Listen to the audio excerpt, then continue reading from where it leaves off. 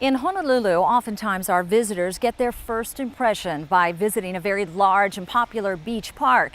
But if you live here, you know there's so much more to it. 288 parks just on Oahu alone. It takes a staff of about 400 people to clean, repair, and even maintain those parks. Sometimes it's just one person handling 15 acres, a job that can seem insurmountable at times. But that's no excuse for disrepair, says City Parks and Recreation Director Gary Kabato. If you just find the base, it'll all come out.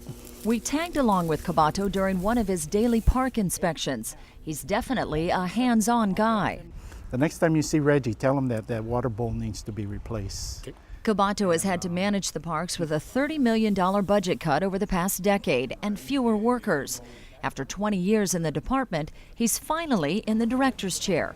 And despite those cuts, he's managed to save taxpayers thousands of dollars with some common sense and a desire to make things better. Like making sure that crews know exactly how things should look, training them with a visual book of standards he created. It goes from grass to toilets to water fountains to benches to basketball courts, you name it. Every day, even weekends, Kabato's out checking the parks. I pointed this out to the supervisor 2 weeks ago, so I'm rather disappointed why it ain't fixed yet. And if something's not working, you expect to hear about it. That's correct. That's correct.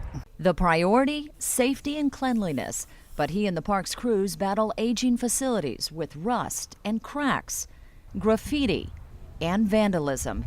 Even copper theft from critical park light fixtures and toilets. Fixing them isn't cheap, and though renovation projects are underway, they never go as fast as Kabato would like the pool here at Pearl City District Park that's been closed for nearly a year for washroom renovations. When I go through every facility, I turn on every faucet, flush every toilet.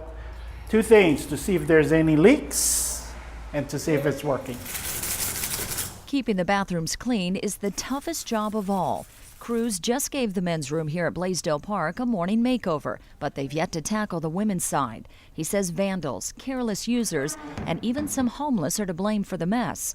So with money tight, Kabato improvises where he can. Instead of replacing expensive toilet paper holders, they designed a crude contraption for some areas that seems to work. All these holes indicate where we did a toilet paper dispenser and then tore it off the wall. This is what cleaning stuff come out of. So we keep the bottles and we just put the slit in here, and that's where we put the toilet paper, and it never runs away. And it's a constant battle with some homeless. They're using this for showers.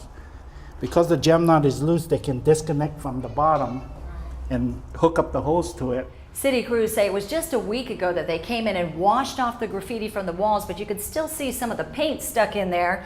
So they've got to come back with those wire brushes and scrub it all out. Maybe it'll take another week until somebody comes back to ruin it again. But crews don't give up.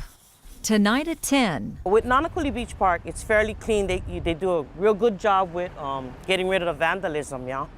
They're very on it and they keep it clean. The good, the bad, and the ugly. We show you the renovations underway and how communities are joining the fight to take back their parks. Ramsay, Wharton, Hawaii News Now.